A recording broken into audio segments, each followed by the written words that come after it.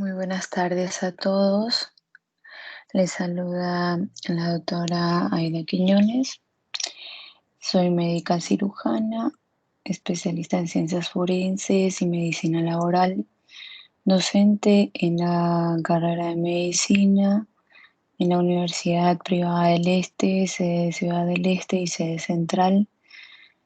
Quiero agradecer en primer lugar a los miembros de la Sociedad Científica de Medicina de la UPE de Ciudad del Este por esta grata invitación para hablarles un poco sobre este tema no menos importante que es la cardiopatía chagásica, celebrando en este mes el Día Mundial del Corazón, ¿verdad? Muy bien, entonces iniciamos con nuestro tema, con una pequeña introducción.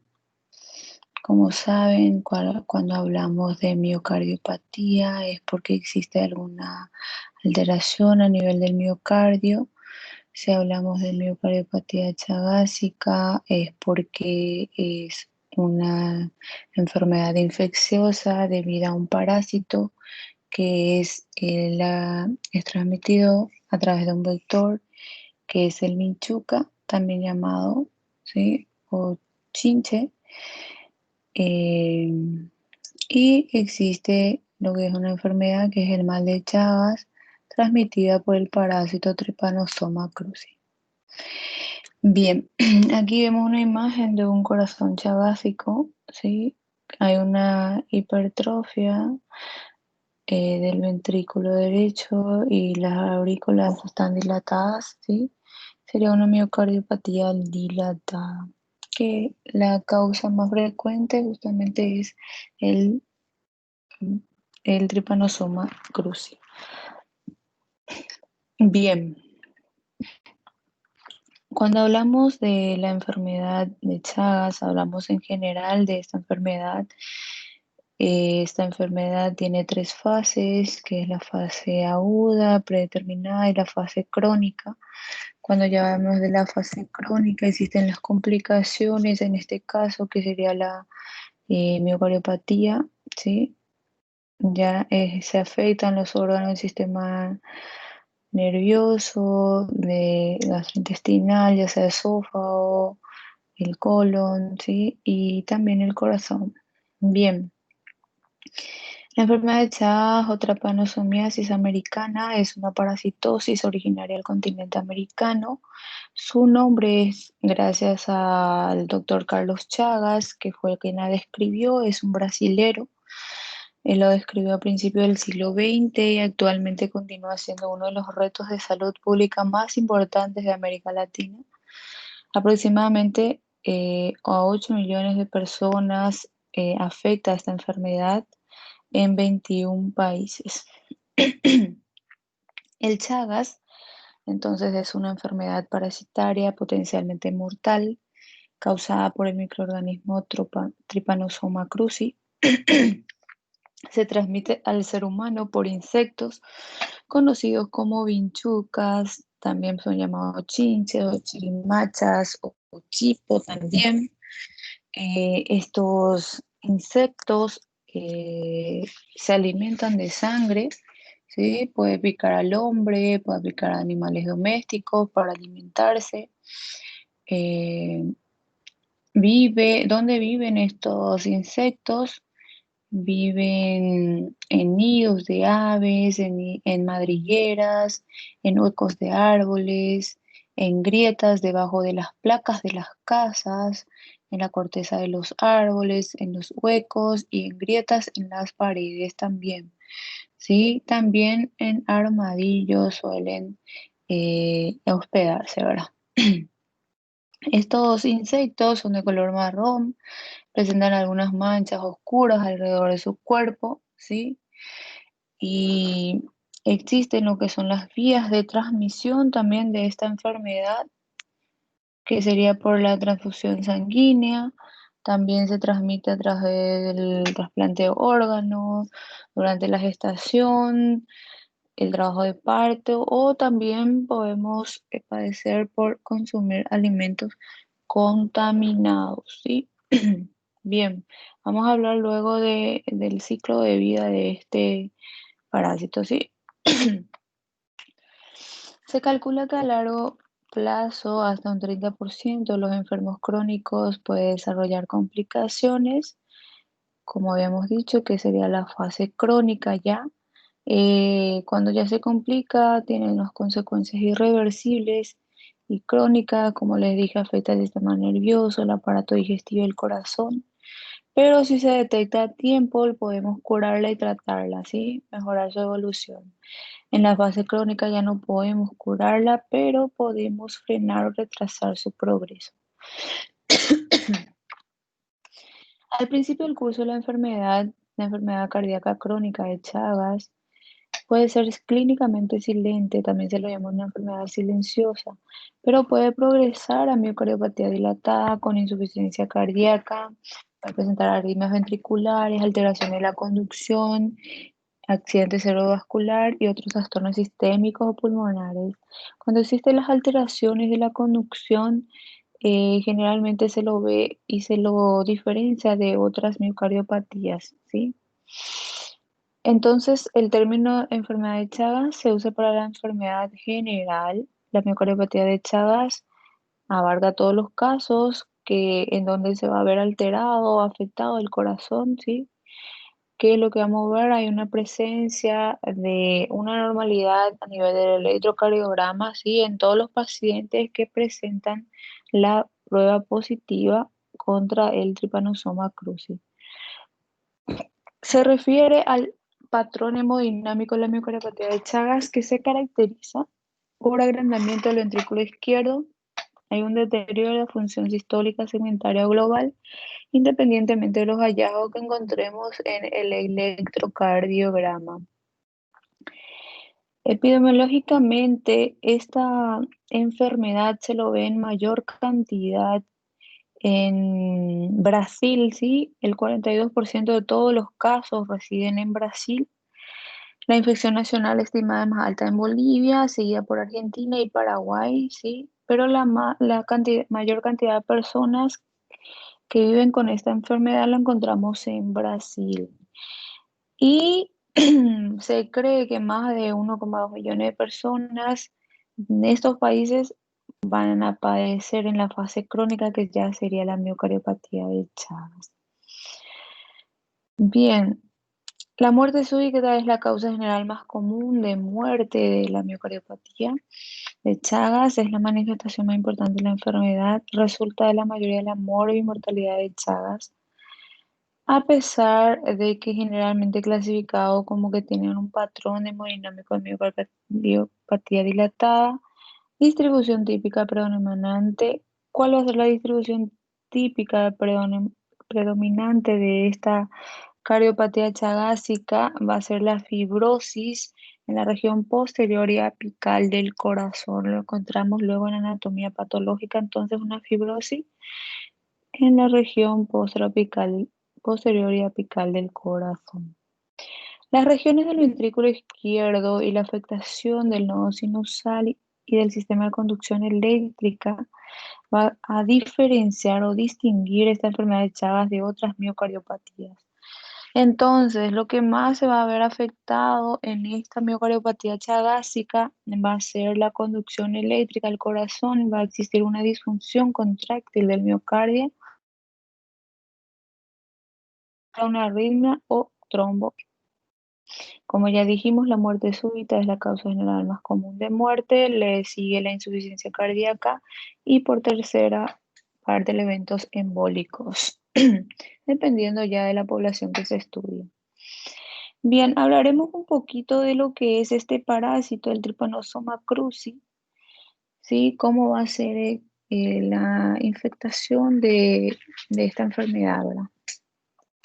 Cuando un vector infectado pica a un hospedero, deposita en las heces los tripomastigotas metacíclicos, ¿sí?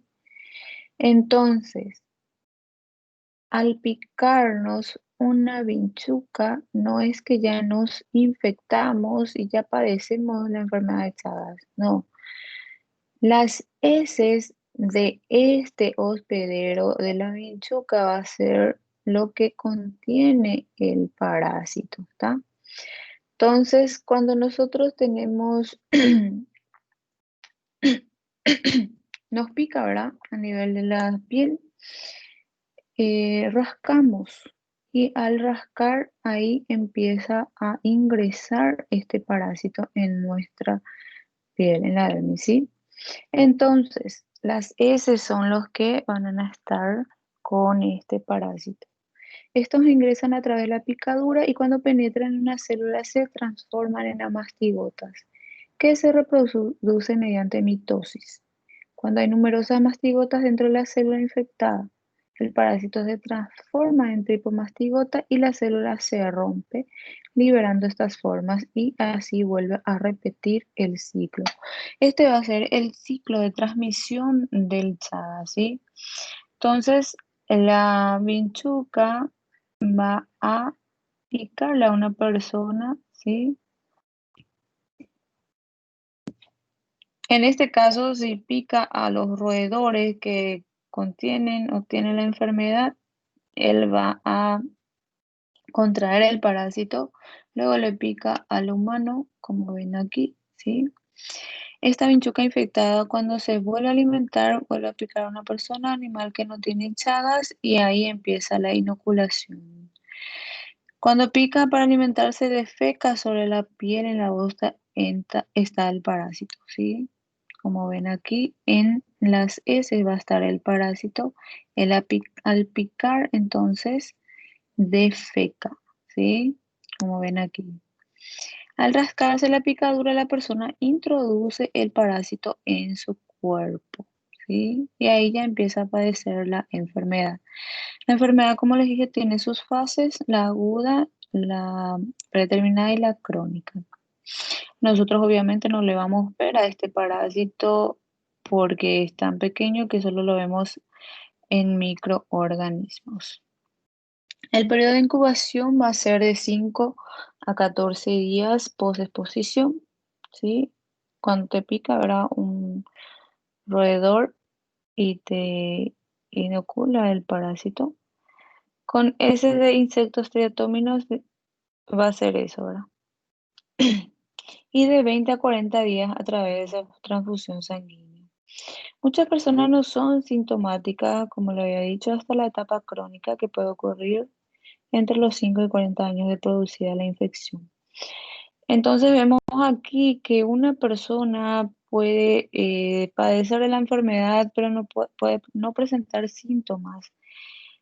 Solo en la fase crónica empieza a manifestarse la sintomatología y ya empiezan las complicaciones, ¿verdad? En este caso vemos la miocardiopatía dilatada. Esta fase crónica o etapa crónica puede manifestarse después de 5 a 40 años de haberse infectado con el parásito, ¿sí? La fase aguda se define como el periodo durante el cual los parásitos se pueden encontrar fácilmente en la sangre. Muchas personas, especialmente adultos, son asintomáticos durante esta etapa, pero algunos sí pueden presentar síntomas, ¿sí? Estas sintomatologías pueden ser fiebre, cefalea, anorexia, mialgia, dolor en las articulaciones, debilidad, náuseas, vómitos, diarrea. Hepatomegalia, esplenomegalia, linfadenopatía generalizada o localizada. Puede ocurrir edema generalizado o localizado en el rostro o en las extremidades inferiores. Esto sería en la fase aguda. En ocasiones se observa un chagoma, ¿sí? En ocasiones se observa un chagoma, que es un nódulo inflamatorio en el sitio de la picadura del insecto, como ven aquí. Esto es un chagoma que transmite la enfermedad de Chagas. Esta chagoma no deben de confundir con el signo de Romaña masa, ¿sí? Que sería ya esto que ven aquí.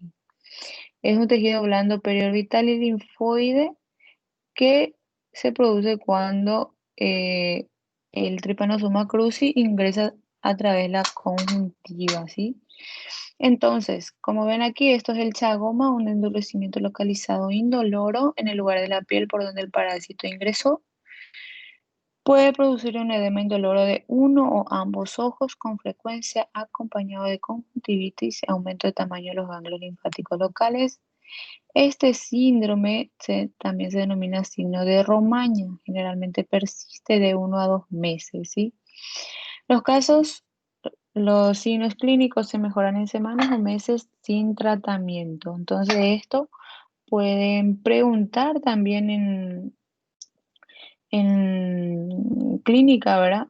Cuando sospechan de que un paciente podría padecer de la miocardiopatía chagásica, pueden preguntarle si en algún momento de su vida se sintió que le picó algo y luego tuvo hinchazón en los ojos, en los párpados, ¿sí?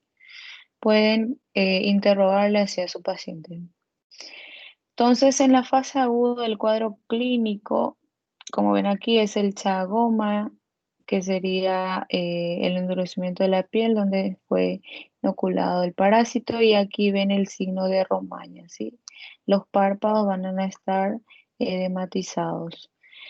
Chagoma, entonces, si la penetración fue a través de la piel, aparece el denominado chagoma de inoculación. Es un nódulo subcutáneo redondeado, eritematoso, duro e indoloro, acompañado de anopatías y fiebre. Signo de Romaña, si la presentación fue a través de la conjuntiva o del párpado, aparece el llamado signo de Romaña. Edema bipalpebral unilateral, indoloro y con adenopatía preauricular. Estos signos entonces va a ser en la fase aguda de la enfermedad de Chagas.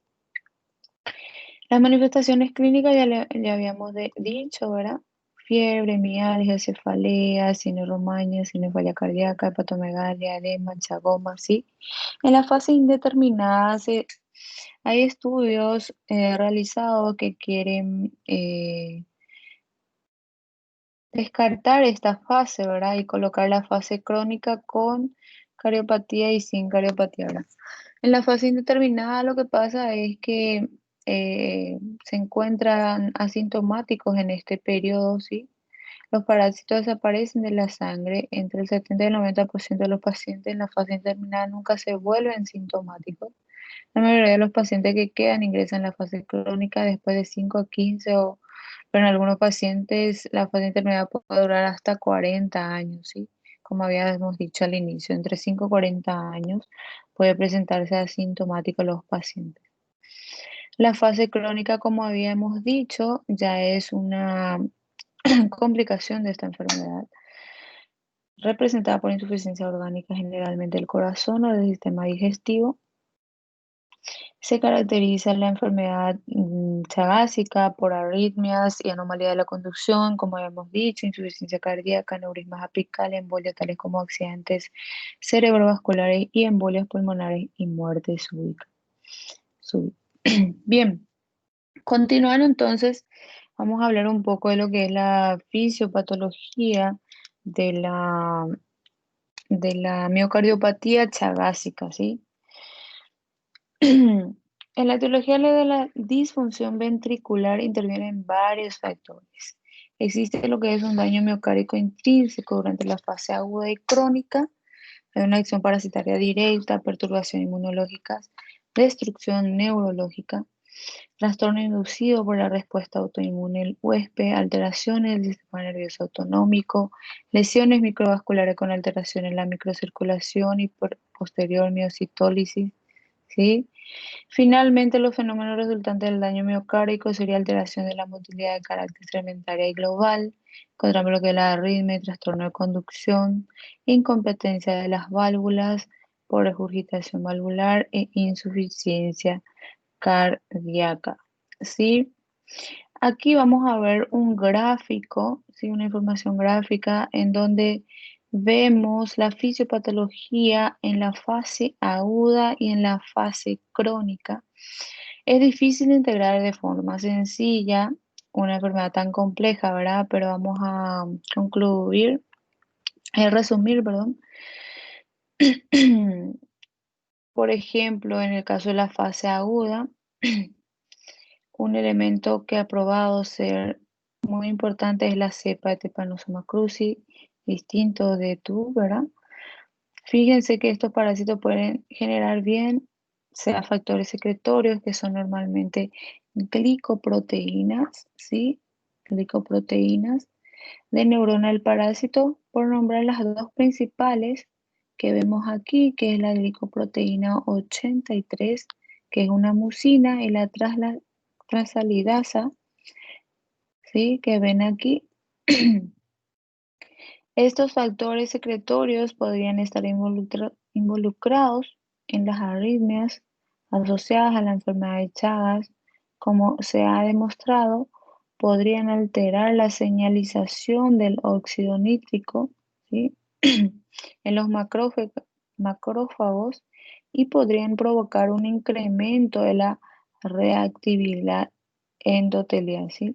Como ven aquí, hay una invasión de los macrófagos y esto induce a la reactividad endotelial, bien sea directamente, bien sea por invasión de la célula endotelial o bien sea por la liberación de citocinas, ¿sí? Proinflamatorias por parte de los macrófagos, como ven aquí. Los macrófagos activados están sumados pues a la inflamación. Puede provocar también el problema de las arritmias cardíacas. Como ven aquí, va a haber una alteración de las células cardíacas, provoca lo que es la arritmia, ¿sí? Las células inflamatorias a nivel del miocardio. También la reprogramación cardíaca en el remodelamiento del miocardio va a verse afectado y va a verse afectado lo que es el patrón tisular distinto a lo que normalmente tiene. Aquí vemos entonces que este parásito va a invadir el endotelio celular, lo que también va a causar la trombosis. Van a ser liberados entonces los factores inflamatorios, ¿sí? Bien, esto entonces va a ser la fisiopatología de lo que es la fase aguda de la enfermedad de Chagas. Aquí ya lo vemos en la fase crónica. Normalmente lo vemos, ven esto, todo esto que ven aquí, se lo llama parásitos en sitios santuarios, ¿sí? ¿Ven?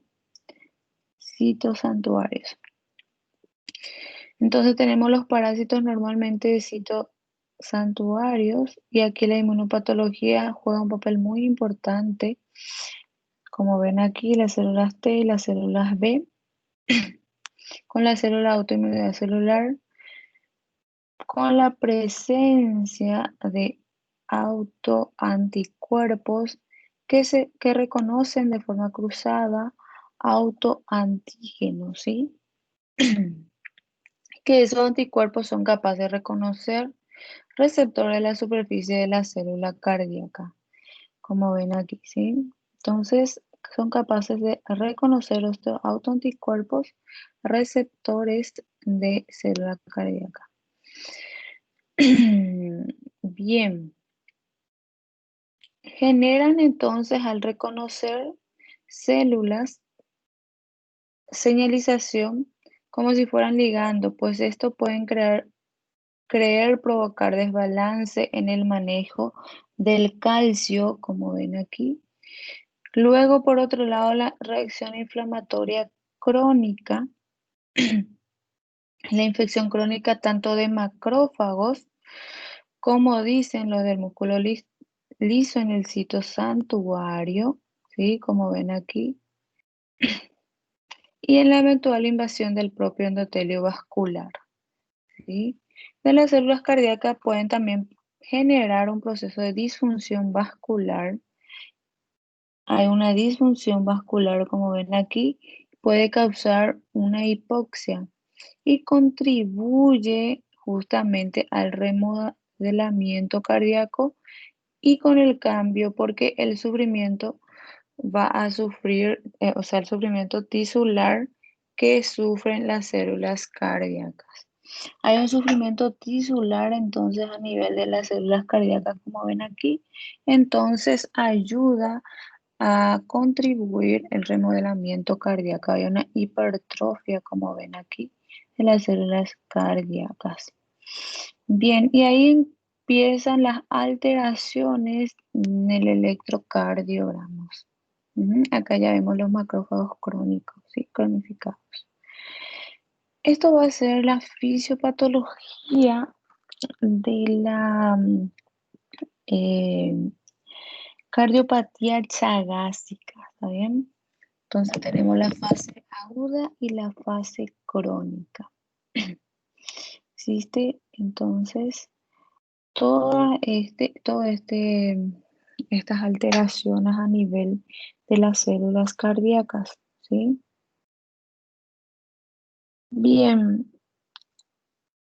¿cuáles van a ser los signos y síntomas más frecuentes que van a estar relacionados con la afección cardíaca por este parásito?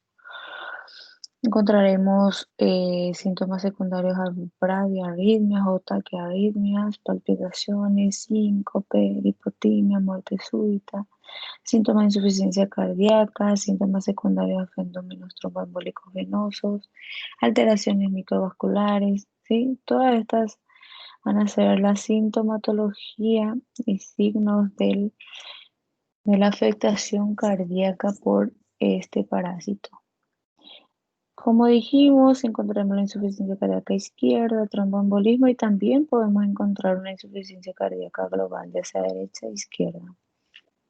Ya dijimos las manifestaciones clínicas, lo que encontraremos en una radiografía de tórax, por ejemplo, va a ser una cardiomegalia, una insuficiencia que va a llevar a una arritmia, ¿verdad?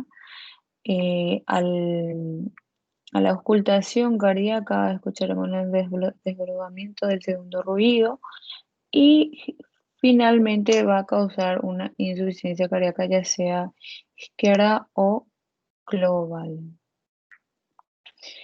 Ya dijimos que las manifestaciones que presentan esta miocardiopatía va a ser bradicardia, sistolía, persistencia y estabilidad de las arritmias. Aquí volvemos a repetir la sintomatología de la miocardiopatía chagásica, ¿sí? Que deben saber. Existe la alteración del corazón, que ya sabemos, palpitaciones, sangrado atípico, síncope, edemas bimaleolares, reflujo hepatoyugular y luego otras manifestaciones, ya sea del pulmonar, gastrointestinal, urinario, cerebral. ¿Cómo vamos a diagnosticar esta enfermedad? Eh, con la serología ELISA para Chagas, vamos a ver si la persona se encuentra en la área endémica, ¿verdad? Y también con un electrocardiograma, alteraciones del electrocardiograma. Y podemos solicitar también un ecocardiograma. ¿Qué es lo que vamos a encontrar en el electrocardiograma? Aquí vemos un electrocardiograma de un paciente de 26 años con miocarditis gásica aguda. Pocas horas antes de su muerte, vemos un bloqueo de rama derecha, vemos las ondas monofásicas similar a las que se registran en un infarto agudo de miocardio. Los marcados niveles del segmento de CT en todas las vibraciones expresan la severidad de la injuria miocárdica. Y en la necropsia también se observó miocarditis necrotizante difusa y severa, ¿sí? Esto justamente es un electro eh, pre-mortem, ¿verdad? También veremos un hemibloqueo izquierdo anterior, bloqueo de rama derecha, bradicardia sinusal, extrasistolía. En la ecocardiograma, los hallazgos que encontraremos en pacientes con cardiopatía va a ser alteraciones segmentales de la contractilidad miocárdica, ¿sí? Que se lo encuentra en el 75% de los casos. Y toda esta disfunción miocárdica, ¿verdad? Lo principal es la dilatación y disfunción del ventrículo derecho que vamos a ver, ¿sí? Y una miocardiopatía dilatada. El tratamiento se recomienda en los casos agudos congénitos prevenir desarrollar enfermedad crónica. Los antiparasitarios son de menor eficacia en las etapas indeterminada y crónica, entonces en la aguda podemos administrar antiparasitarios. Existen efectos secundarios importantes con estos medicamentos que se deben administrar a largo plazo. El nifurtimox y el benznidazol, por ejemplo, se puede administrar a los pacientes que padecen de esta enfermedad en la fase aguda, ¿sí? No en la fase crónica. Entonces se administra por vía oral y parenteral el nifurtimox en niños hasta 15 miligramos por kilogramos por 60 días y en adultos 8 a 10 miligramos por kilo, 60 a 90 días. El benznidazol también por vía oral, hasta 10 miligramos por kilo en niños por 60 días, en adultos 5 miligramos por kilo durante 30 y 60 días, ¿sí? Estos dos medicamentos que son antiparasitarios entonces se administran en la fase aguda de esta enfermedad. El manejo en la fase crónica, ya que ya vamos a tener una miocardiopatía ya básica, el manejo que vamos a tratar de eh,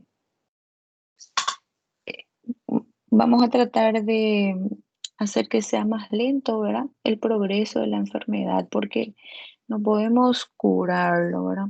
Paciente ya en la fase crónica. Entonces, tiene muchos puntos en común con las de otras cardiopatías. Los bloqueadores beta y los inhibidores de la enzima de conversión de la angiotensina son los fármacos recomendados en los pacientes con disfunción ventricular moderada o grave, ¿sí? Con la fracción de eyección menos de 40%. A pesar de no haber evidencias científicas también del beneficio, la amiodarona se utiliza en estos pacientes debido a que presentan arritmias complejas. Entonces existen peculiaridades de la cardiopatía chagásica que son importantes de recordar a la hora de plantear el manejo terapéutico de estos pacientes, ya que ellos presentan una elevada frecuencia de bradiarritmias. Encontraremos bloqueos auriculoventriculares, disfunción sinusal. Por este motivo, fármacos como los digitálicos, los bloqueadores beta, algunos antagonistas de los canales de calcio, la amiodarona deben utilizarse con precaución en estos pacientes, siempre iniciando con dosis bajas y vigilando estrechamente la aparición de complicaciones, ¿sí? Bien, entonces, eh, en resumen, la cardiopatía chagásica poseía en la actualidad tres etapas, ¿sí? O periodos. La miocarditis chagásica aguda, infrecuente, que en su mayoría es silenciosa y se resuelve sin dejar secuelas significativas.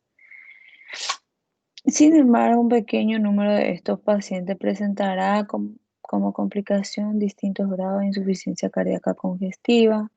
La patogenia dominante está dada por la acción tóxica del parásito y la presencia de pseudoquistes que están constituidos por el parásito dentro de la fibra miocárdica, y justamente la ruptura de estos pseudoquistes va a ser lo que conlleva a una respuesta inflamatoria, ¿sí? Como vemos aquí, entonces, estos son los lugares donde quieren hospedarse estos insectos, como la vinchuca, ¿sí? O o el chinche, ¿sí? Son los lugares en donde se los encuentra frecuentemente, ¿sí? Acá lo ven a estos bichitos que ven aquí. Estos son los chinches o vinchucas. Entonces, ¿qué es lo que hay que hacer? Hay que prevenir, prevención vectorial. Entonces, lo que hay que realizar, tratar de usar mosquiteros, mantener siempre limpia la casa, eh, fumigar, ¿verdad? Tratar de eliminar todo tipo de insectos, ¿sí? Tener lejos los gallineros, todos los que podrían ser hospederos de este insecto. Esto entonces sería la prevención de esta enfermedad. Aquí en Paraguay, en el Chaco, es lo que lo podemos encontrar. En Brasil es muy frecuente la enfermedad de Chagas, ¿sí? Y hay que tratar siempre de prevenir y prevenir las complicaciones principalmente. Y aquí terminamos entonces con lo que es esta presentación. Desde ya agradezco una vez más a todos. Espero que hayan aprendido algo en este tema y luego pueden profundizar ustedes con sus libros también. En cirugía también van a volver a hablar sobre este tema, ya que es la causa infecciosa más común del megacolon, es el Trypanosoma cruzi, ¿sí? Bien, terminamos entonces aquí y cualquier consulta lo pueden hacer en los comentarios, ¿sí? Muchas gracias, me despido.